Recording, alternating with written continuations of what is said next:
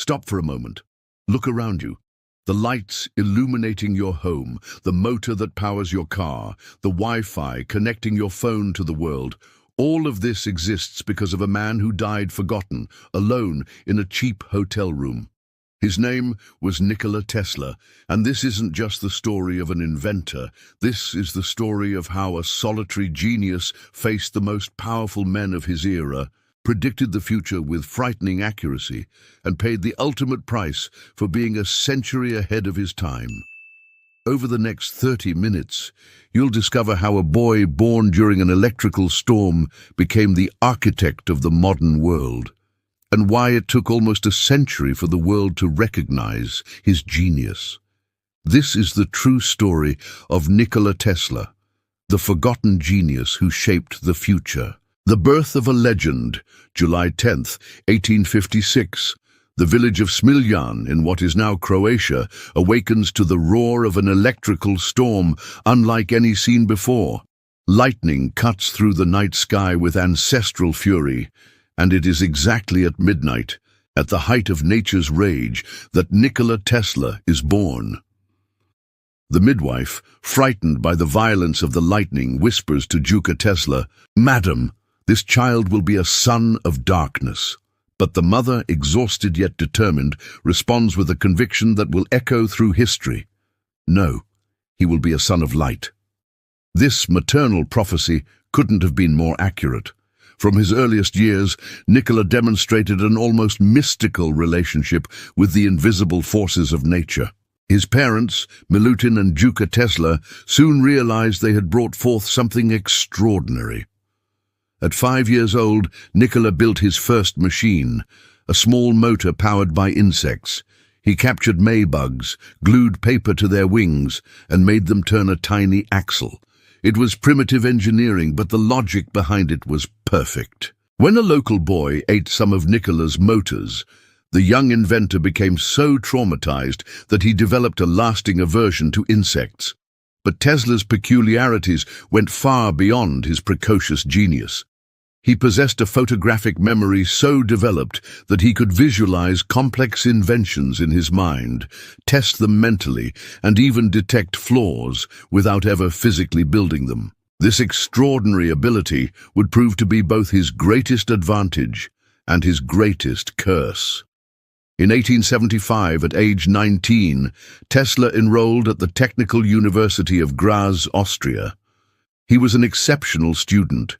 In his first 2 years, he rarely slept more than 2 hours a night, studying from 3 a.m. to 11 p.m. His professors became so concerned about his obsessive dedication that they wrote to his father warning of possible health consequences. It was during a physics class that Tesla had the vision that would change the world forever. Professor Poeschl was demonstrating a grammar direct current motor, which produced terrible sparks and functioned irregularly. Tesla, then 20 years old, raised his hand and suggested that the brushes and commutator could be eliminated by using alternating current. Professor Poeschl laughed at the suggestion. "Mr. Tesla, you may accomplish many things, but this you will never do. It would be equivalent to converting a constant pulling force into a rotary force, a perpetual motion scheme, an impossible idea." The public humiliation burned in Tesla's soul like red-hot iron, but Tesla didn't give up. For years, the idea of an alternating current motor obsessed him. He constantly visualized the solution, but it remained just out of reach. In 1882, working for the Central Telegraph Company in Budapest, Tesla suffered what we now recognize as a nervous breakdown. His senses became dangerously acute. He could hear a fly landing on a table 3 meters away. It was during a walk in Budapest's City Park in February 1882 that the miracle happened. Tesla was walking with his friend Anatol Szigeti at sunset, reciting verses from Goethe's Faust. The sun sets, but day is reborn in other lands. Suddenly, like lightning from a clear sky, the solution struck him with devastating force. Tesla stopped in the middle of the path, grabbed a stick, and began drawing in the dirt. There, in the packed earth of a Budapest park, the alternating current induction motor was born, the invention that would power the modern world. Tesla had discovered the rotating magnetic field. Instead of using brushes and commutators that cause sparks and wear, his motor would create a magnetic field that rotated smoothly, inducing rotation in the rotor without physical contact. It was elegant, efficient, and revolutionary. For the next 2 years, Tesla mentally perfected his invention. He built complete models in his imagination, tested them, adjusted them, and even disassembled them to examine wear on the parts, all in his mind. This extraordinary capacity for mental visualization meant that when he finally built a physical prototype, it would work perfectly on the first try. In 1884, at age 28, Tesla made a decision that would change not only his life, but the destiny of humanity. With the letter of recommendation in his pocket and grandiose dreams in his heart, he boarded a steamship bound for America. He didn't know it, but he was about to face the most powerful man of the electrical age, Thomas Alva Edison. What awaited Tesla on the other side of the Atlantic was a battle that would define the future of human civilization. A war fought not with swords or cannons, but with volts, amperes, and the pure force of human genius. The epic confrontation, June 1884. The steamship city of Richmond docks at New York Harbor, carrying hundreds of immigrants in search of the American dream. Among them, a 28-year-old Serbian, tall and thin, with only 4 cents in his pocket, some clothes in a wooden suitcase, and something far more valuable, a letter of recommendation to Thomas Edison. Tesla was immediately fascinated by New York's frenetic energy. The streets teemed with carriages, pedestrians, and the first signs of the electrical age. Telegraph poles crisscrossed like giant spider webs, and a few electric lights began competing with gas lamps for nighttime illumination. The letter Tesla carried had been written by Charles Batchelor, Edison's representative in Paris. "My dear Edison, I know 2 great men. One is you, the other is this young man." It was an extraordinary recommendation, but Tesla was about to discover that in the American business world, even genius needed to prove its worth. Thomas Alva Edison was, in 1884, the world's most famous inventor. His inventions, the phonograph, the practical incandescent bulb, the electrical distribution system, had made him an international celebrity and an immensely wealthy man. At 37, Edison commanded an industrial empire based on direct current. The meeting between the 2 men was a clash of worlds. Edison, practical and direct, son of industrious America, believed in empirical experimentation, 1% inspiration, 99% perspiration, as he liked to say. Tesla, European-educated, mathematical by nature, believed theory should precede experimentation. Edison looked at this tall, elegant young European with a mixture of curiosity and skepticism. Tesla, in turn, was impressed by Edison's industrial empire, but secretly horrified by the trial-and-error methods he saw everywhere. For Tesla, who could solve complex problems mentally, Edison's approach seemed primitive and wasteful. Edison immediately put Tesla to work on his direct current generators, large, inefficient machines that supplied electricity to a limited area of Manhattan. Edison's dynamos were functional, but far from perfect. They produced excessive heat, wasted energy, and broke down frequently. After a few weeks of observing Tesla work, Edison made a bold proposal. "Tesla, if you can completely redesign my direct current generators, making them more efficient and reliable, I'll pay you $50,000. It was an astronomical sum for the time, equivalent to more than $1 million today. Tesla accepted the challenge with the enthusiasm of someone who finally had the chance to prove his worth. For months, he worked obsessively, applying his mathematical genius and deep understanding of electrical principles. He didn't just improve the existing generators, he completely transformed them. The results were spectacular. Tesla's new generators were more efficient, more reliable, and more durable than anything Edison had produced before. The energy savings were so significant they would pay for the investment within months.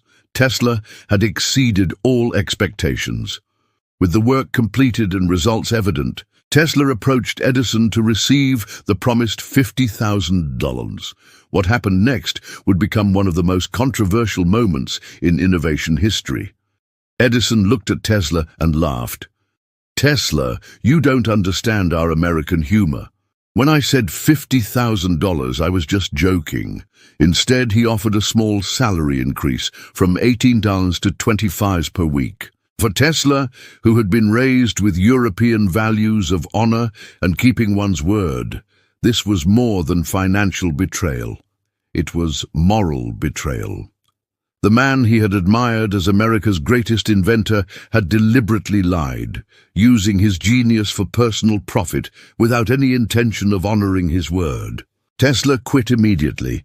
He left Edison's workshop carrying only his wounded dignity and a growing conviction that alternating current was superior to Edison's direct current in every aspect. The rupture between the two men was complete, and with it was born one of the most epic rivalries in technology history. The months that followed were the most difficult of Tesla's life up to that point. Without money and with few contacts, he accepted humiliating jobs to survive. He even dug ditches for telegraph cables through New York's streets for $2 a day. The man who had redesigned Edison's generators was literally digging holes in Manhattan's streets. But even during these dark days, Tesla never lost sight of his greater objective. At night, in his small, rented room, he continued mentally perfecting his alternating current designs. Each pickaxe blow during the day fed his determination to prove Edison wrong. Salvation came in 1887 when Tesla met Alfred S. Brown and Charles F. Peck, two visionary businessmen who recognized his potential. They established the Tesla Electric Company and provided the inventor with a laboratory on South Fifth Avenue in Manhattan. Finally free to work on his own inventions, Tesla built the first physical prototypes of his alternating current motors.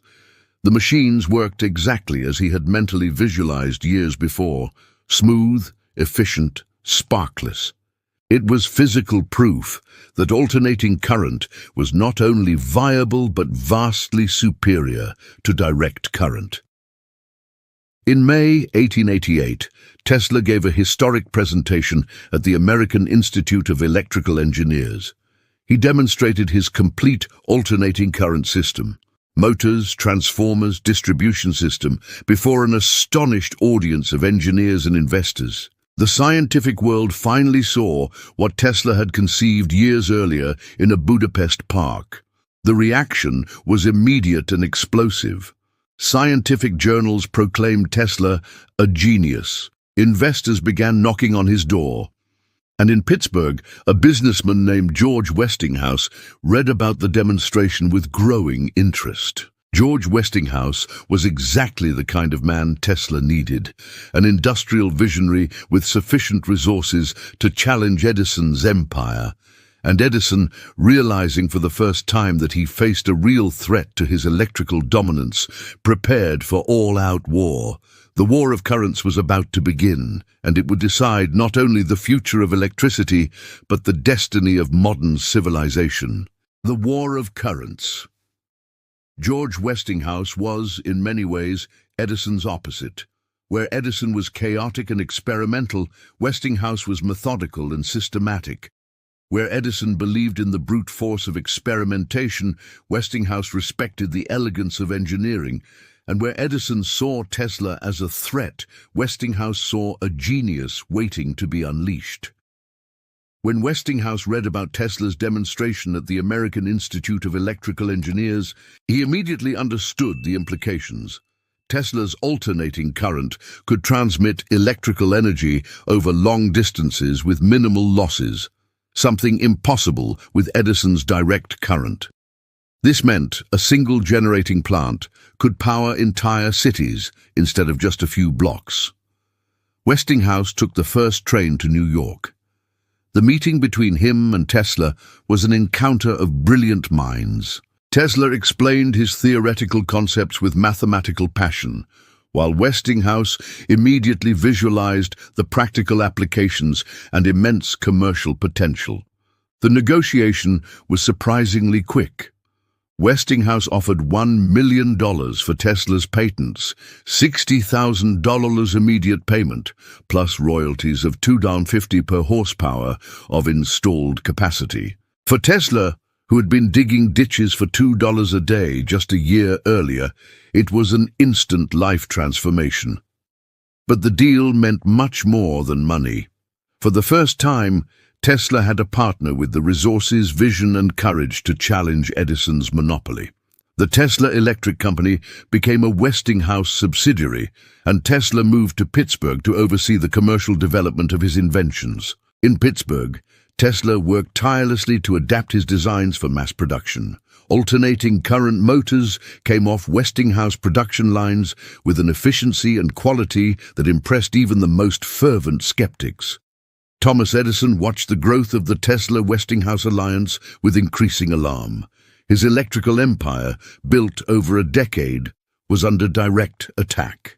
Alternating current wasn't just competitive technology, it was an existential threat to his direct current world. Edison summoned his best engineers and businessmen for unprecedented commercial warfare. His strategy would be twofold: technically discredit alternating current and terrorize the public with its supposed danger. It was a systematic and relentless fear campaign. The campaign began with shocking public demonstrations. Edison and his associates publicly electrocuted horses, cattle, dogs, and even an elephant named Topsy, using alternating current. They filmed these terrible events and exhibited them as scientific evidence that AC was the killing current. Edison used his influence in the press to spread terror. Sympathetic newspapers published alarming headlines: "Death current threatens families. Westinghouse system, mortal danger in the streets." Edison even coined the term Westinghoused as a synonym for electrocuted. The lowest blow came when Edison secretly financed the development of the electric chair, specifically designed to use alternating current. His logic was macabre but effective. If New York State executed criminals with AC, the public would associate this technology with death. On August 6, 1890, William Kemmler became the first person executed by electrocution. The execution was horribly botched. Kemmler didn't die on the first application of current and had to be electrocuted again while still conscious. Edison celebrated cynically, "They should have used an axe." Tesla was horrified by Edison's campaign. For a man who saw electricity as an almost sacred force, capable of illuminating and energizing the world, the deliberate transformation of his discovery into an instrument of terror was a profanation. But Tesla refused to lower himself to Edison's level. He would respond with science, not spectacle. The final battle of the War of Currents would be fought on the grandest stage possible: the World's Columbian Exposition in Chicago, commemorating the 400th anniversary of Columbus's arrival in America. The fair would be the largest exhibition ever held, expecting to receive 27 million visitors. Whoever won the contract to illuminate it would gain not just a fortune, but global validation of their technology. General Electric, Edison's successor company, presented a proposal of $554,000 to illuminate the fair using direct current.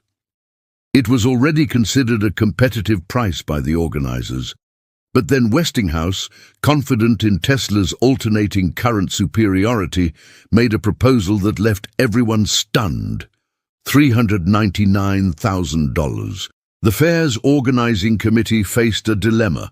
Westinghouse's proposal was 28% cheaper, a substantial savings. But Edison had spent years saying alternating current was too dangerous for public use. How could they risk the safety of millions of visitors? Tesla resolved the issue in the most dramatic way possible. In public demonstrations, he allowed high-voltage alternating current to pass through his body, lighting bulbs while remaining completely unharmed. He thus proved that when properly controlled, AC was perfectly safe. Westinghouse won the contract, but faced a monumental technical challenge. Tesla and his team had less than 2 years to install an electrical system capable of powering a temporary city larger than most permanent American cities. It was a project of unprecedented scale and complexity. The opening night arrived under intense worldwide expectation. President Grover Cleveland was present, along with dignitaries from dozens of countries. At 9:15 p.m., Cleveland pressed a golden button. Instantly, 200,000 incandescent bulbs lit simultaneously, transforming the fair into a celestial vision of pure white light. The effect was magical beyond description. Visitors wept with emotion. Newspapers wrote about a piece of paradise brought to earth. The White City, as it became known, became the luminous symbol of the modern era. And all that celestial light was powered by Tesla's alternating current. Edison knew he had lost more than a contract. He had lost the future. During the fair's 6 months, 27 million people saw alternating current working safely, efficiently, and spectacularly. The death current had become the current of illumination. For Tesla, Chicago was complete vindication. The system he had visualized in a Budapest park 11 years earlier now powered the greatest exposition in human history. But the greatest triumph was still to come. Era. And all that celestial light was powered by Tesla's alternating current. Edison knew he had lost more than a contract. He had lost the future. During the fair's 6 months, 27 million people saw alternating current working safely, efficiently, and spectacularly. The death current had become the current of illumination. For Tesla, Chicago was complete vindication. The system he had visualized in a Budapest park 11 years earlier now powered the greatest exposition in human history. But the greatest triumph was still to come. Eternal legacy. While the world still marveled at Chicago's successes, Tesla and Westinghouse were already aiming for an even greater prize, harnessing the brutal force of Niagara Falls. For decades, visionaries had dreamed of capturing the fall's energy, but no one had found a practical solution to transmit that energy to distant cities. The Niagara Falls Power Company, led by some of America's richest men, including J.P. Morgan, faced a crucial decision. General Electric, still defending Edison's direct current, argued that only their tested system could work. Westinghouse counter-argued that only Tesla's alternating current could efficiently transmit Niagara's energy to Buffalo, 35 kilometers away. Tesla personally visited Niagara, becoming mesmerized by the water's power. For him, it was as if nature itself was offering an inexhaustible source of clean energy. His mental visualizations worked intensely, designing turbines, generators, and transmission systems capable of capturing and distributing this natural force. After months of deliberation, the Niagara Falls Power Company made its historic decision. The contract went to Westinghouse and Tesla. It would be the largest electrical project ever attempted, with alternating current generators of unprecedented scale. Construction took 3 years of intense work. Tesla personally supervised the design of massive generators, each capable of producing 5,000 horsepower, unheard of power. The technical challenges were immense. How to build such powerful machines that could operate continuously without failing. How to transmit so much energy over long distances without excessive losses. On November 16, 1896, the first turbine of Niagara's Adams plant went into operation. The fall's waters, channeled through tunnels carved into living rock, drove Tesla's giant generators. For the first time in history, electrical energy on an industrial scale was being transmitted over long distances. When lights came on in Buffalo, 35 kilometers away, the world witnessed a technological miracle. Tesla's alternating current had definitively defeated Edison's direct current. The war of currents was over, and Tesla had triumphed. Niagara's success unleashed a global revolution. Within years, alternating current plants appeared on every continent. The Tesla Westinghouse system became the worldwide standard for electrical generation and distribution, a standard that remains today, more than a century later. But Tesla wasn't satisfied with his achievements. In 1899, at age 43, he moved to Colorado Springs to pursue even more ambitious obsessions: wireless power transmission and global instantaneous communication. He built a laboratory that seemed straight out of science fiction nightmares, with a tower crowned by a giant copper sphere. In Colorado Springs, Tesla conducted experiments that defied understanding. He created artificial lightning 40 meters long that could be seen for kilometers. He lit 200 bulbs wirelessly at a distance of 40 kilometers. For the first time in human history, a man controlled electricity as mythical gods controlled lightning. But the most extraordinary experiments involved communication. Tesla was convinced he had detected signals of extraterrestrial intelligence, regular electrical pulses from space.